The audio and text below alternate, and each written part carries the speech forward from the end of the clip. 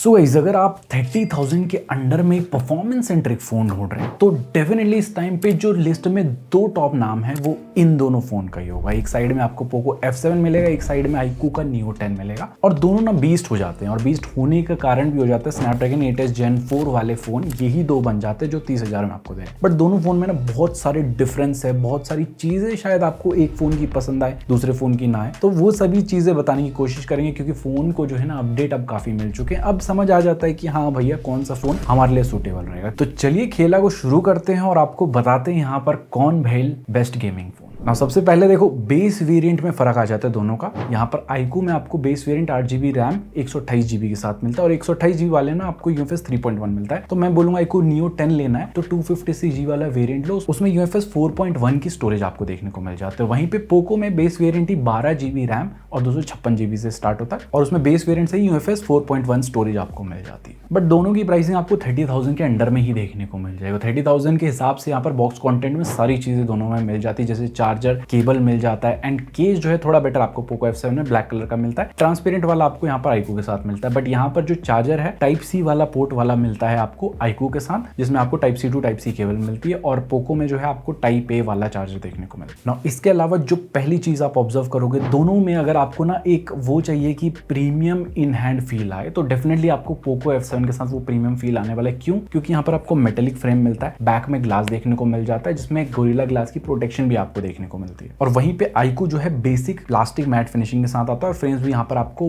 Plastic में ही देखने को मिलते हैं। तो फोन का इन हैंड फील ज्यादा प्रीमियम नहीं होगा iQOO के साथ। यहाँ पर दिखने में भी आप देख सकते हो दोनों फोन को अगर हम साइड बाय साइड भी रखते हैं तो ये चीज सब्जेक्टिव होती है। कुछ लोग को पोको का डिजाइन पसंद आएगा, कुछ लोग को iQOO का डिजाइन पसंद आएगा और दोनों जो है गेमर्स को टारगेट करते हैं तो गेमिंग वाली वाइब दोनों ही फोन में आएगी। बट पोको का इस वेरिएंट में आपको थोड़ा फ्यूचरिस्टिक सा साई-फाई टाइप का डिजाइन देखने को मिलता है। बाकी जो दो वेरिएंट है पोको के वो मिनिमल डिजाइन के साथ आते हैं। बट पोको में एक दिक्कत है भाई साहब, ग्लॉसी बैक मिलता है जिसकी वजह से फिंगरप्रिंट स्मजेस वगैरह बहुत लग जाते हैं और इसे साफ करते रहना पड़ेगा अगर आप विदाउट केस यूज करते हो। और इसके अलावा दोनों ही फोन अच्छे खासे बड़े हैं और यहाँ पर लंबाई में जो ज्यादा बड़ा है वो iQOO निकल के आता है। लेकिन अगर हम बात करें विड्थ की कौन ज्यादा मोटा है तो ऑफकोर्स यहाँ पर पोको में ज्यादा बड़ी बैटरी है जिसकी वजह से ये थोड़ा मोटा फील होता है एंड वेट भी इसका थोड़ा ज्यादा हो जाता है। इसके अलावा पोको F7 में बेटर IP रेटिंग भी आपको देखने को मिल जाती है और यहाँ पर iQOO में जस्ट आपको IP65 की रेटिंग मिलती है, लेकिन मिलिट्री ग्रेड का सर्टिफिकेशन iQOO मिलता है जो पोको में आपको देखने को नहीं मिलेगा। इसके अलावा हैप्टिक्स दोनों में अच्छे मिल जाते हैं, टक टक वाले मिलते हैं, लेकिन अगर दोनों में से कंपेयर करें तो ज्यादा बेटर पोको F7 के हमें हैप्टिक्स देखने को मिलते हैं। एंड ओवरऑल UI में इंप्लीमेंटेशन दोनों में ठीक ठाक मिलता है, लेकिन और बेटर दोनों की UI में इंप्लीमेंटेशन की जरूरत है। जैसे पोको में यहाँ पर वॉल्यूम कम ज्यादा करने पे नहीं होता है, ब्राइटनेस कम ज्यादा करने पे नहीं होता है। इसके अलावा दोनों में इन डिस्प्ले फिंगरप्रिंट सेंसर मिलता है, ऑप्टिकल वाला है, प्लेसमेंट नीचे साइड में, तो कभी कभी संघर्ष का माहौल रहेगा लेकिन fastly securely all the time ये वर्क करता है। बाकी दोनों में स्टीरियो स्पीकर सेट मिल जाते हैं। पोको में डॉल्बी एटमॉस का सपोर्ट भी देखने को मिलता है, लेकिन साउंड क्वालिटी सुनाते हैं आपको। सो पोको F7,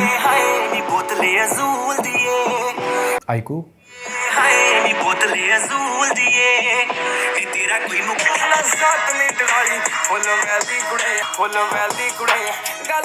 देखो साउंड क्वालिटी में ऐसा ना iQOO Neo की जो आवाज है थोड़ी लाउड लगेगी, लेकिन बेटर क्वालिटी होती है ना कि थोड़ा आपको बेस भी सुनने को मिल रहा है, वो आपको पोको के साथ देखने को मिला। तो साउंड क्वालिटी डेफिनेटली बेटर यहाँ पर पोको F7 की निकल के आएगी। इसके अलावा दोनों में ही जो है ना आपको डुअल सिम का सपोर्ट देखने को मिलता है, कोई भी हेडफोन जैक का गड्ढा दोनों में ही देखने को नहीं मिलेगा। बाकी दोनों का ही टाइप सी पोर्ट USB 2.2 के साथ आता है, तो आप फाइल ट्रांसफर ज्यादा स्पीड पे नहीं कर पाओगे। बाकी यहाँ पर डिस्प्ले भी जो है ना काफी आइडेंटिकल आपको देखने को मिल जाती है, लेकिन थोड़ी हल्की सी बड़ी पोको F7 में आपको डिस्प्ले देखने को मिलती है। बाकी दोनों में 1.5 के रेजोल्यूशन का सपोर्ट है, दोनों में ही हमें फ्लैट डिस्प्ले देखने को मिलती है, तो गेमिंग के टाइम पे कोई दिक्कत नहीं आने वाली है। दोनों ही डिस्प्ले यहाँ पर HDR को भी सपोर्ट करती हैं एंड नेटफ्लिक्स में भी HDR का सर्टिफिकेशन दोनों मिल जाता है, लेकिन पोको में थोड़ा डॉल्बी विजन का भी सपोर्ट आपको देखने को मिलता है। इसके अलावा यूट्यूब में भी 4K HDR वीडियो दोनों में ही फ्लॉलेसली चल जाती है। बाकी iQOO Neo 10 में आपको MEMC का सपोर्ट मिलता है, मतलब ये आपके नॉर्मल 30 FPS वाले कंटेंट को भी 60 FPS पे चलाएगा। तो साइड बाय साइड भी आपको शायद उतना डिफरेंस नहीं दिख रहा होगा, लेकिन जब आप एक्चुअली में देखोगे तो हाँ स्मूथनेस दिखेगी आपको कंटेंट देखने में। इसके अलावा कलर्स वगैरह भी ऑलमोस्ट आइडेंटिकल देखने को मिल जाते हैं, कहीं कहीं पे थोड़े से आपको सैचुरेटेड लगेंगे iQOO में, पोको में थोड़े फेडेड लगेंगे, लेकिन ओवरऑल कंटेंट देखने का आपका जो है बिल्कुल एक्सपीरियंस दोनों के साथ ही खराब नहीं होने वाला, अच्छा खासा आपको कंटेंट देखने का एक्सपीरियंस रहेगा। बाकी डिस्प्ले प्रोटेक्शन ज्यादा बेटर आपको यहाँ पर iQOO के साथ नहीं पोको के साथ देखने को मिलती है एंड आउटडोर में भी दोनों इनफ ब्राइट है कि आराम से चीजें विजिबल हो जाती है एंड इक्वली मुझे ब्राइट लगे।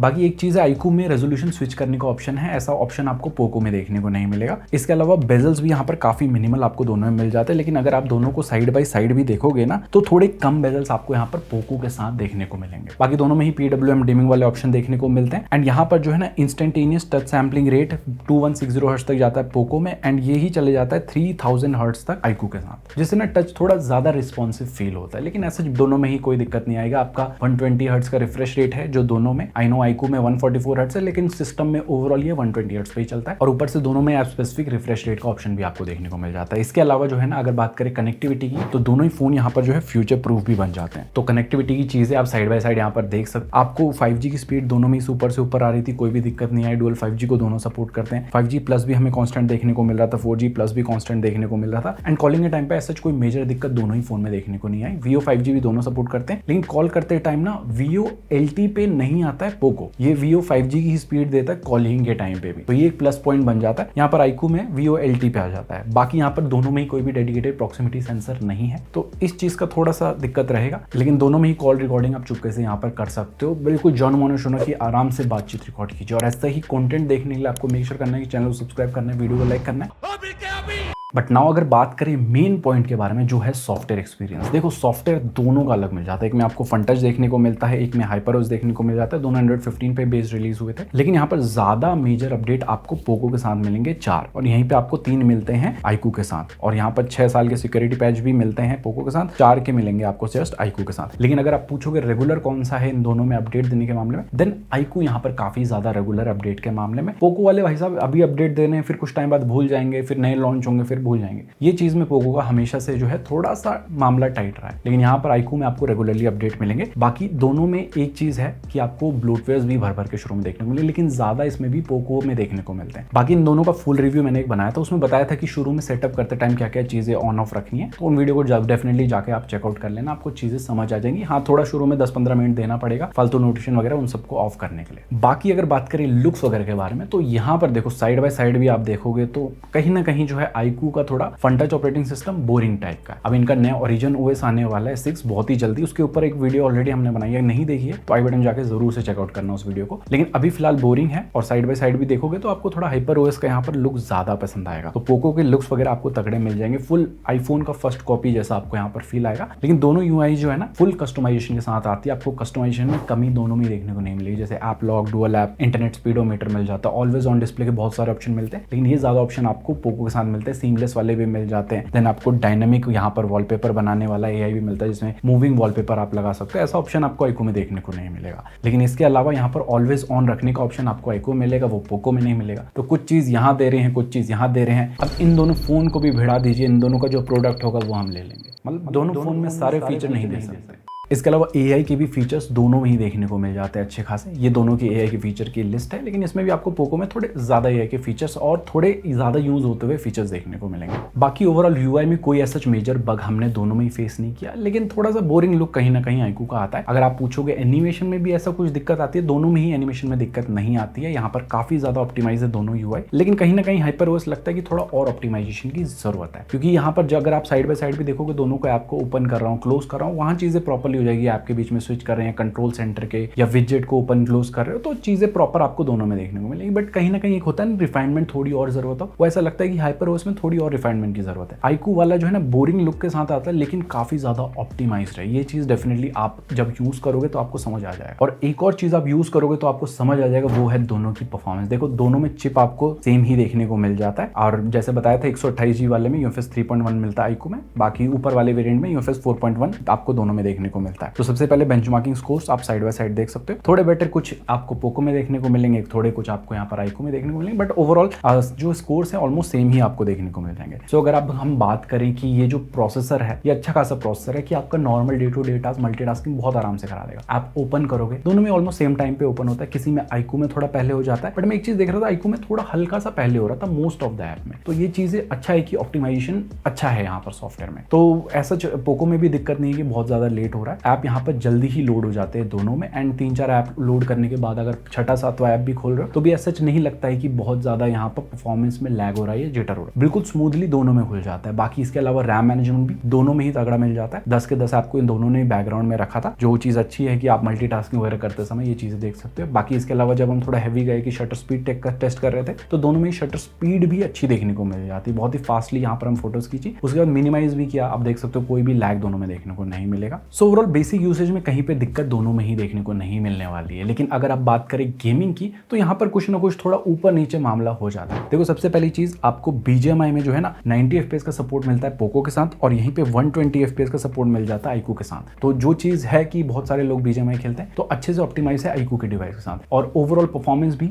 हमें डेफिनेटली यहाँ पर BGMI की iQOO में ज्यादा बेटर देखने को मिल रही थी, ज्यादा बेटर FPS मिल रहे थे। इसके बाद हमने कॉल ऑफ ड्यूटी भी चेक किया, उसमें दोनों में ही 120 FPS का सपोर्ट मिलता है और 110 से 15 के बीच में एवरेज FPS दोनों में देखने को मिल रहे थे। बाकी गेमिंग के लेवल को थोड़ा हमने हाई बढ़ाने की कोशिश करी तो जेंशिन इम्पैक्ट डाउनलोड किया दोनों में। अब यहाँ पर पोको में आपको जो है बाय डिफॉल्ट 60 FPS का सपोर्ट देखने को मिलता है दोनों में ही हाई सेटिंग में, लेकिन पोको में आप जो है FPS बूस्ट करके 90 FPS पे से चला सकते हो, जिसमें एवरेज परफॉर्मेंस 70 to 80 FPS के बीच में देखने को मिल रही है। लेकिन कहीं कहीं बीच में लग रहा था कि हाँ 40-45 तक भी इसकी जो है FPS जा रहे थे। और iQOO में ऐसा है कि जब हमने 60 FPS पे खेला तो 55 to 60 FPS के बीच में हमें कांस्टेंट परफॉर्मेंस देखने को मिल रही थी। बट यस थोड़े FPS आपको डेफिनेटली ज्यादा पोको में देखने को मिलेंगे, बट FPS ज्यादा है इसका मतलब ये नहीं है कि कॉन्सिस्टेंटली वो मिल रहे हैं, बीच में ड्रॉप भी होता है फिर ऊपर आ जाता है, तो ऐसी कुछ चीजें दोनों में देखने को मिल जाती है। iQOO में भी गेम फ्रेम इंटरपोलेशन ऑन कर रहा था, उसके बाद थोड़ी स्मूथनेस मिलती है, लेकिन यहाँ पर जो FPS मीटर उसमें 40 ही शो करता है। अब इसके बाद जो है टेम्परेचर को जब हमने चेक किया तो दोनों में जो है सच मेजर हीटिंग का इशू दोनों में ही देखने को नहीं मिला, दोनों में 42 डिग्री सेल्सियस के नीचे ही रह रहा था। लेकिन नॉर्मल यूसेज में भी हम देखेंगे ना कि 41 डिग्री के सेल्सियस नीचे हमें iQOO में देखने को मिला, और पोको में जो है ना कहीं थोड़ी देर की गेमिंग के बाद भी यहाँ पर 41-42 डिग्री सेल्सियस आराम से चले जा रहा था। तो कहीं ना कहीं पोको में थोड़ा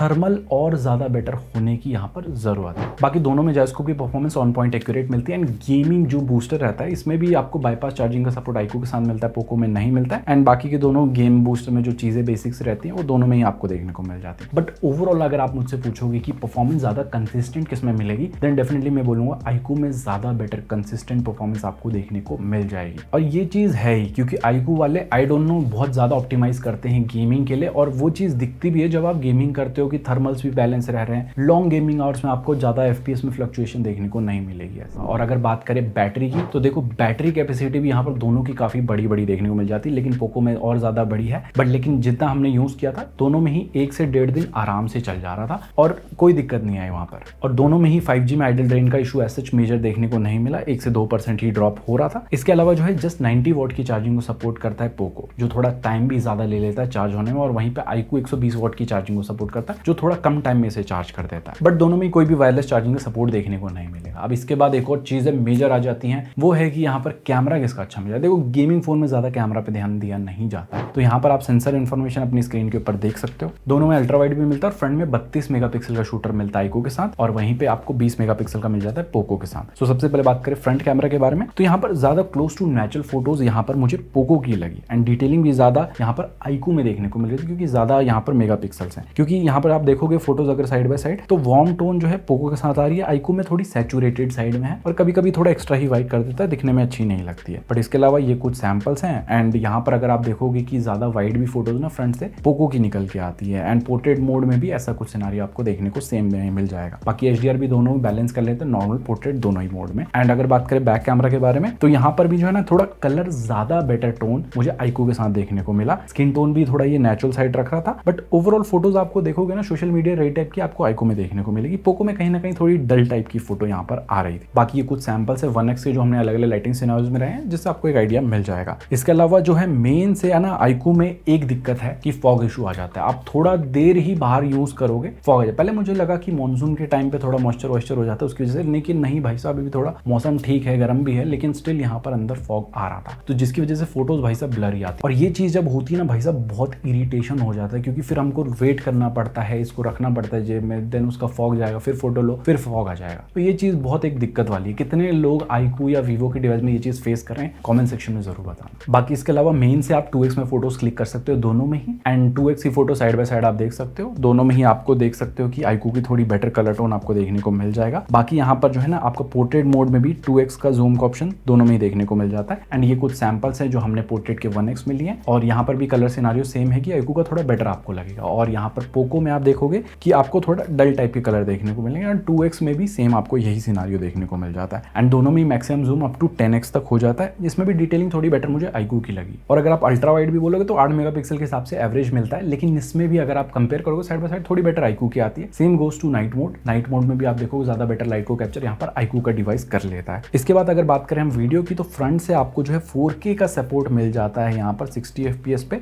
iQOO के साथ। वहीं पे फुल HD 60 FPS का सपोर्ट मिलता है पोको के साथ, लेकिन iQOO में स्टेबलाइजेशन नहीं मिलती है। बाकी बैक से भी 4K 60 FPS सपोर्ट दोनों में देखने को मिल जाता है, स्टेबल वीडियो आती है। लेकिन मैं बोलूंगा कि iQOO से ज्यादा बेटर क्वालिटी आपको पोको मिलती है। iQOO में पहली बात तो फॉग इशू आ गया, जिसकी वजह से आपको व्हाइट व्हाइट दिख रहा है, और पोको में थोड़ा कलर वगैरह भी मेरे को ठीक लगा। और अगर थोड़ा सनसेट की तरफ फेस करते हुए बनाऊंगा तो कुछ इस टाइप की क्वालिटी आपको मिल जाएगी। आप लोग बताओ आपको किसकी ज़्यादा बेटर क्वालिटी लग रही है दोनों में। इसके अलावा अल्ट्रा वाइड से दोनों में फुल HD 30 FPS पे वीडियो रिकॉर्ड हो जाती है। कुछ इस टाइप की क्वालिटी आपको एवरेज दोनों में देखने को मिलेगी। सो ओवरऑल कैमरा को सम अप करूँ तो देखो दोनों ही फोन पहली बात तो कैमरा सेंट्रिक नहीं है। iQOO में जहां फोटो अच्छी आ रही है बैक कैमरा से, तो वहां पर फॉग का इशू आ जा रहा है, और पोको में भाई साहब इतनी अच्छी फोटो देखने को नहीं मिल रही है। फ्रंट कैमरा पोको का अच्छा मिल रहा है। सो गाइस ये थी सारी कहानी इन दोनों फोन के बारे में। होपफुली चीजें अब समझ आ गई होंगी आपको कि कौन सा फोन आपके लिए सूटेबल रहेगा। बट नहीं आई है समझ तो मेन पॉइंटर जो दोनों फोन के ज्यादा बड़े डिफरेंस है वो आपको साइड बाय साइड दिख रहे होंगे। बट अगर मुझसे पूछोगे कि आपको परफॉर्मेंस के लिए फोन चाहिए, कैमरा मैटर नहीं करता है, देन मैं बोलूंगा iQOO Neo 10 डेफिनेटली एक अच्छी चॉइस है। आगे चल के इसे ओरिजिन OS भी मिल जाएगा तो सॉफ्टवेयर की वो वाली टेंशन खत्म हो जाएगी। लेकिन फॉग इशू की टेंशन का मेरे को डर है। अब ये चीजें खत्म होंगी नहीं होंगी, या मेरे यूनिट में ही हो रही है, आपके यूनिट में नहीं हो रही है, तभी कॉमेंट सेक्शन में आप बता सकते हो, जिससे दूसरे लोग की भी हेल्प हो जाएगी। But yes definitely any day iQOO Neo 10 एक बेटर चॉइस रहेगा। लेकिन अगर कल के दिन आगे चल के पोको वाले जो है प्राइस काफी कट कर देते हैं, इसका प्राइस आपको 25,000 के अंडर में देखने को मिलेगा, देन पोको F7 के साथ आप जा सकते हो, क्योंकि ये भी अच्छा परफॉर्म कर रहा है। जो थोड़े बहुत कॉन्स हैं वो हम 25,000 के अंडर में इसमें माइनस कर सकते हैं। बाकी होपफुली चीजें समझ आ गई होंगी, नहीं समझ में आई हैं तो पूछ सकते हो कमेंट सेक्शन में। एंड हम मिलेंगे बहुत ही जल्दी ऐसे किसी इंटरेस्टिंग 10 वीडियो। वीडियो पसंद आई है तो वीडियो को लाइक करना, चैनल को सब्सक्राइब करना। And till then Jai Hind, take care and stay fit.